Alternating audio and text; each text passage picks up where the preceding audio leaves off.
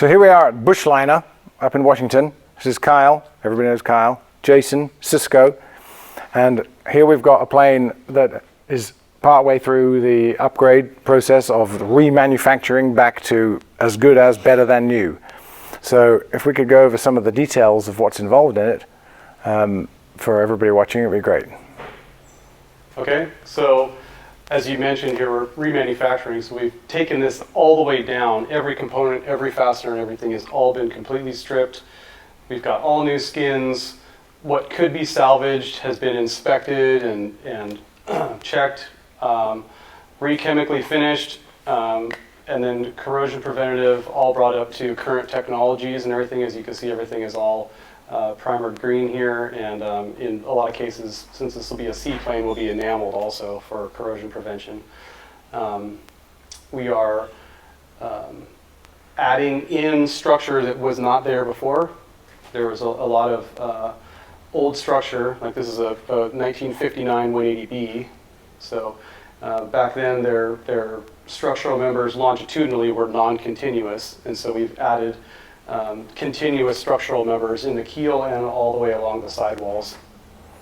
So it would be, in effect, if they hadn't stopped production in 81 of 180s and 185s, they would have evolved into something this modern. I would imagine it would be something like this, yes. Yeah, like the new 206s today, for example. I think that would probably be a nice thing to say. And then tell us about some of the skins on it that will be thicker, improved, different parts of it that are going to be those upgrades. Yeah, in most cases, all skins will be at least up gauged once. In some cases, some of these skins were only 0.25 thick. Oh, okay. And so, to me, that's just... Is that going to make it much heavier? No, I think it's going to end up being a wash in the end. I don't think there's... I mean, for you know, when they had creosote slapped all over the skin and everything before, and a lot of the older components are a lot heavier than what we're putting in here. So I think in the end, it's just going to kind of be a wash weight-wise. How long does it take to build one? What do you say, Kyle? Say about a year. About a year. So a customer brings one in, or you've already got a core, Yeah. and a year later it's finished to the spec. Painted and ready to fly, yep. With and what options will there be on them? How many different engines are we offering? I do want to clarify. So on the skins, you asked about skin thicknesses. Yeah. The skins in the primary cabin section, a lot of them have been upsized once, as well as nothing on the cabin is 025 anymore. It's all 032 or greater. But the tail is all still 032 and 050. We didn't upsize every skin, like Jason you were saying, we upgrade everything. I think what you meant to say was in the primary structural area that's load bearing with the main cabin, that is upsized one thickness. Basically from the rear seat forward is all upsized to 040. We have a lot of smoking rivets happening on these airframes, and we want to prevent that. The options that are going to be delivered on it, currently it's not really limited. So we can do, for instance, engines. We can do the 470, which I doubt anybody would ever do. We can do a P-Pong 520. We can do the 550, and then this one's actually getting a 555, which is a bored-out 550. Carburation and injection, both? We could really do anything that's STC'd for these right now. It doesn't necessarily matter to us what engine accessory goes onto it. I think that the approach we're taking with this is you can pile on, you can take any airframe that you're familiar with corrosion and this and that and dents, and you can pile on $300,000 worth of mods, and then 10 years later you're going to have all the mods with the corroded but airplane. it's still an old airframe, whereas these are going to be remanufactured airframes. Yeah, so they're the equivalent. They're equivalent to new, so it's actually an overhauled airframe, which means it was disassembled 100%, and then put back together to a spec, just like. And when you say disassembled, just to clarify, that's like completely not a single rivet joining anything together. No, nothing. No fasteners are left. Just it's everything. So everything's disassembled. The parts, we put them through a QC process, and so we either accept or reject parts, and if they're accepted, we recondition them. And that's acid etch, iodine, epoxy primer. Jason's got, a lot of this is Boeing spec. So Jason's been a design engineer for a while for Boeing and Cirrus, right? Mm-hmm. So this is all, every plane we do is going to be epoxy primed to this state, and then since this is a seaplane, additionally it's getting an enamel, enamel top coat on the, basically in the waterline. So from everywhere underneath that floor, about 8 inches, is going to be gloss white enamel. And so you could pour acid in this. Inside. Yeah, you could pour, I don't want to say pour acid, but you could pour Skydrol in this and it would just run out and not affect anything. So it'll be completely hydraulic proof. You won't be seeing bellies and stuff be chipping So up. they'll be good for another 50, 80 years, like this already been around for about that amount of time. Probably 300 years. Yeah. No, they're not kidding. It'll probably last for 300 years. Impressive. If you didn't crash it in that time. So let's have a closer look at some of the structures like in the gearbox, because it's a rare opportunity to see what it's like with it all opened up. So looking at some of the artistry in here, the upgrades, improvements, and the various components, talk us through what's going on here. This is the gearbox of a Skywagon, or a Bushliner. Yeah, we have a perfect opportunity here to see down inside with all the shear web skins removed and everything right now.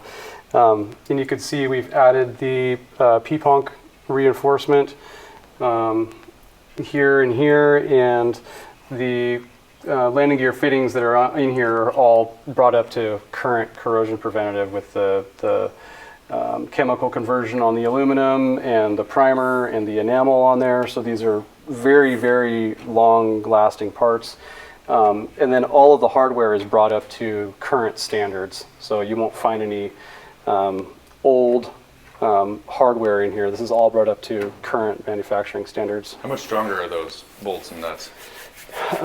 For the most part, they're equivalent, but in some cases, they exceed by enough to make them considerably stronger. So, Were you telling something about this lip not being on the early plane, and you've improved it now, so it's double edged? What was that? Yeah. about? So you have got an aft and a forward cord here.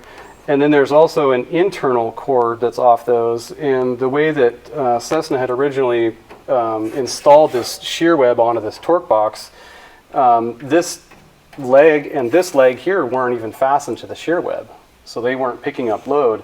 When we put this back together as a Bushliner, we're now picking up those legs and then putting those into a gauged up web. So it's going to be stronger and also just better structure. Yeah, no, that's great, because the weak link on any tail dragger obviously is gearbox over time, so that's going to be excellent. And I might add, that was done on the 185. These bits. Yeah, they did do that on later models, 180 and 185, so they just didn't on the early 180s. That's why I say we're updating these to the latest spec and then some. Yeah. Okay. So everything Cessna did and then some is what we're doing to any model. Okay. So tell us about the Skylight design. Okay, yeah, so as you can see here, we've got some rather large optimized windows. And what we were trying to do is just make them as big and nice as they can be for optimum visibility, as well as functionality for existing antenna configurations and everything. And that's what gives us this geometry that you're seeing here. We will also have in these an electronic dimmable technology similar to newer commercial aircraft that you'll be able to either have an on-off switch for or independently control with a rheostat to control the dimming. And when it's off, it fails to dark. It fails to full closed off, and so you'll have that UV protection and then the safety of that as well. So the major structural improvement is the A and the J structure in the rear fuselage. Tell us more correct. detail about that. Okay, so along this stringer line and this stringer line here on the side of body on both the left and right hand side of the aircraft, what we've done is we've added this continuous structure that will pass through each bulkhead and connect into the tail here. And what that does for you is it creates a tighter, stronger structure for the monocoque, right? The way that the structure was, since this is a 1959 180B here, this skin here just had a rolled edge, and that rolled edge would then terminate and then start again on the next panel, being that this stiffening capability and that tension capability and compression capability was broken and interrupted at every frame. So you had zero value. It was all just flat plate bending of the skins. So now what we've done is we've added that all the way in here, and now the skins don't have to take as much load as they did before. These guys all help share it and work together as a team. So they weren't on it and now are, and the A sections, are they the same as they were, or is that new? The A sections are following the same structural intent that I'm describing here with the J channels, but they just start a little bit further forward and then continue back into the aft here. So this fuselage is going to be much more rigid and responsive and last a lot longer in fatigue. Excellent. So this is Stephen. Yes. Let's have a look at the panel options and how that's going to be fitted, because it's going to be a lot different from the original. All right. You want to take it over, Kyle? Yeah, I'll give you a little overview, and Stephen you can show them the wire harness and everything that you build for these.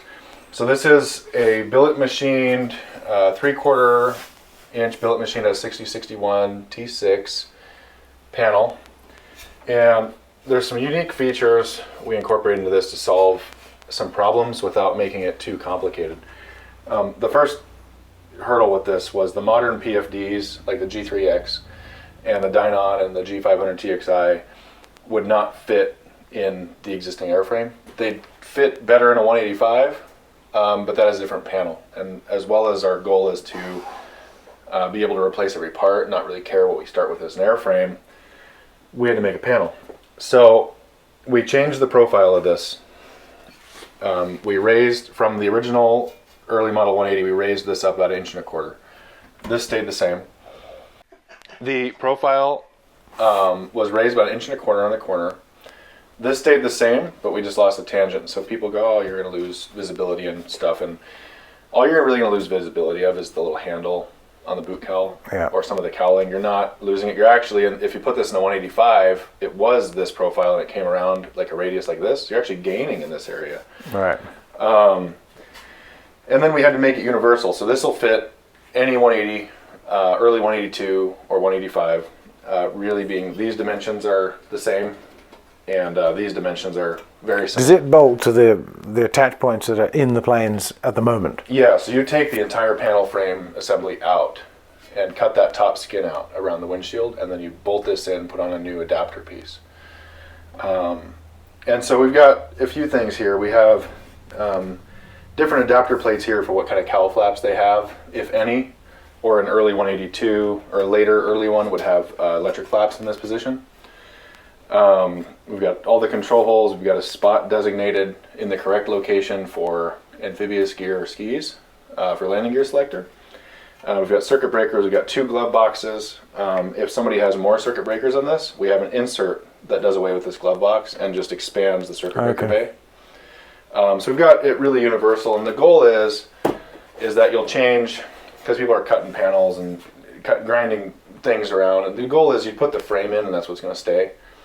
And then in 10 years, the G3X will be obsolete. So you can just pop the new plate off and put in a new G3, G4X, G5X, whatever it is, will be easily modified with just a CAD file, not the whole, reverse engineer panel.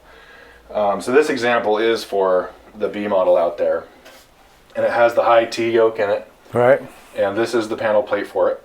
And what this is designed for the worst case scenario. So early 180 with the tallest PFD, which fits above the yoke. It's snug, but we designed it to be perfect. We didn't want to do anything more than we had to. Yokes in the same place.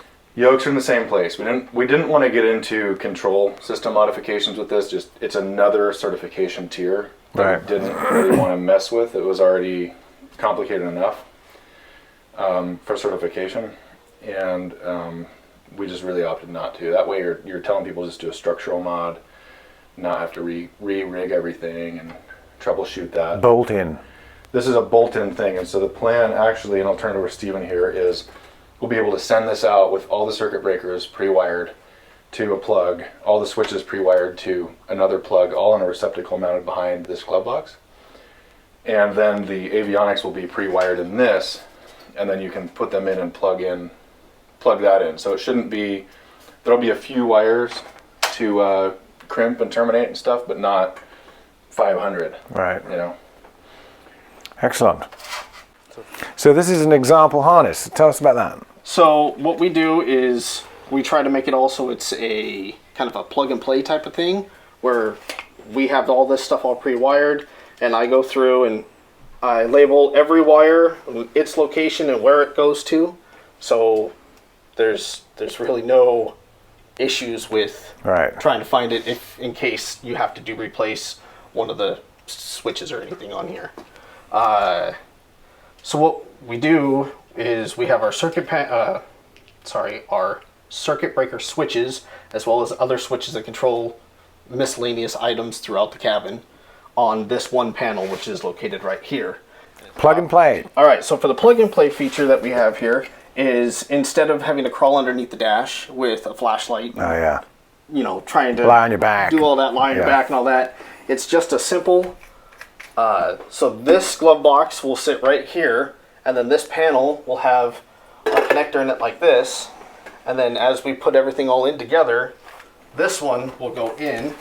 Let's see if I can do this one-handed here. And it'll attach. So this would be mounted here. Yep. So this one will attach just like that, and then this one will actually attach over here to this side. And look, kind of pretty much like this. Neat. So we don't have to have any of the messy crawling behind and Undo the crawl whole up thing and take it out in one go with just Yep. these screws. Yep, you undo the 6 or 7 screws that hold it in place, and then just undo the twist nut and pull it Excellent. right on out. I'd like to add, when you're doing the avionics installation, and you can grab that frame if you want, you're Oh. working through a hoop. Yeah. So instead of upside down on your back, you're working through a 3-foot by 2-foot hole to dial everything in. Much better access. Yeah. Oh yeah. Access is way easier with all this. Yeah. Go ahead and hold it up, Mark, if you want. So this would come out and you'd be working through this hole. Yep. Through this lovely big hole. Yeah. And then it assembles just like that. So panel plate, plug it into the plate, And it just screws on. Yep. and then there's a wiring harness coming off the avionics that plugs into the third port on that. Yeah, it'll be out of this hole right here. And the then last- that one will go up to our harness, which will be located roughly in this area. And then the wiring will be so- will be all behind here. You'd have, just to summarize here, you'll have this pre-wired with all the circuit breakers going to that. Right. And all presented to you back here. All these plugs are presented to you right here. Yep. And then you'll take that plate with your harness in it, powers and grounds, on a plug just like that one. And you'll put the plate on, and you'll reach through that giant PFD hole right there, and you'll plug that in.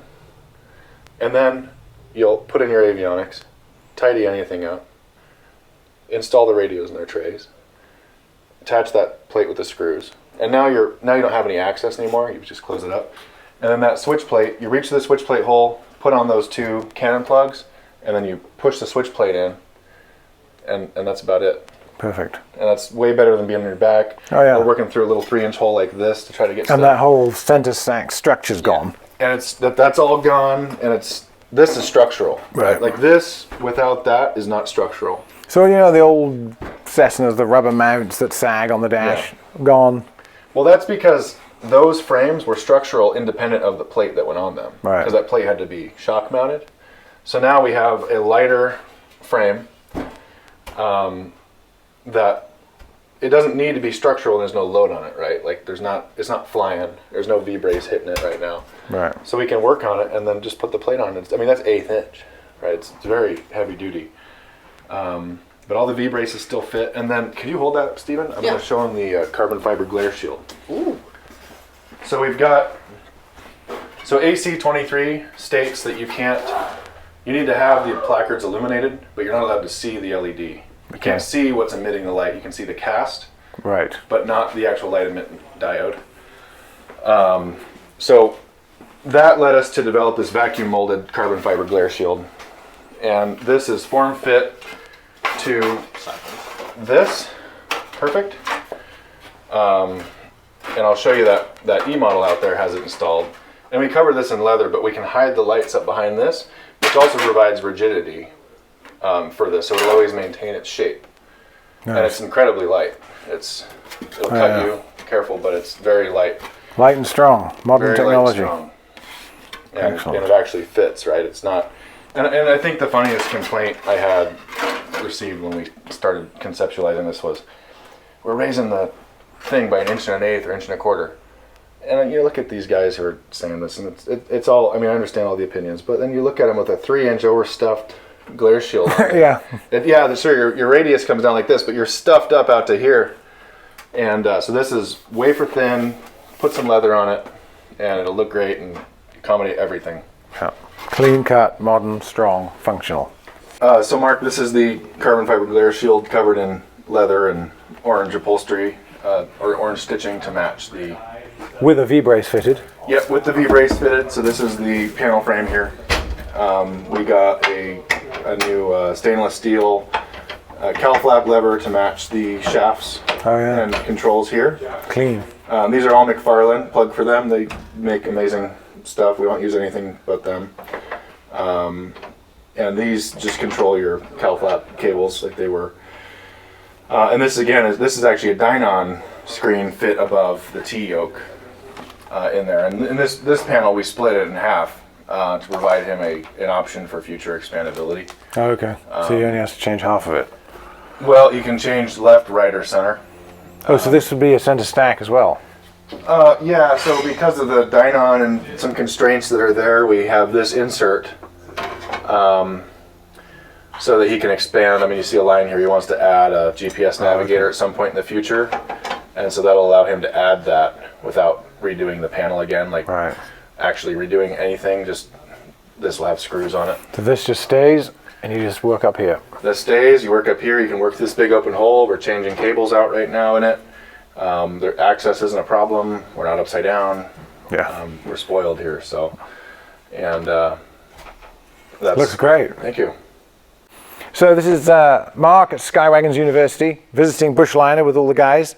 Thanks very much for everything. It's going to be great following along, and obviously we'll come back when there's a finished plane and revisit it and have a look at how that all went. Very nice.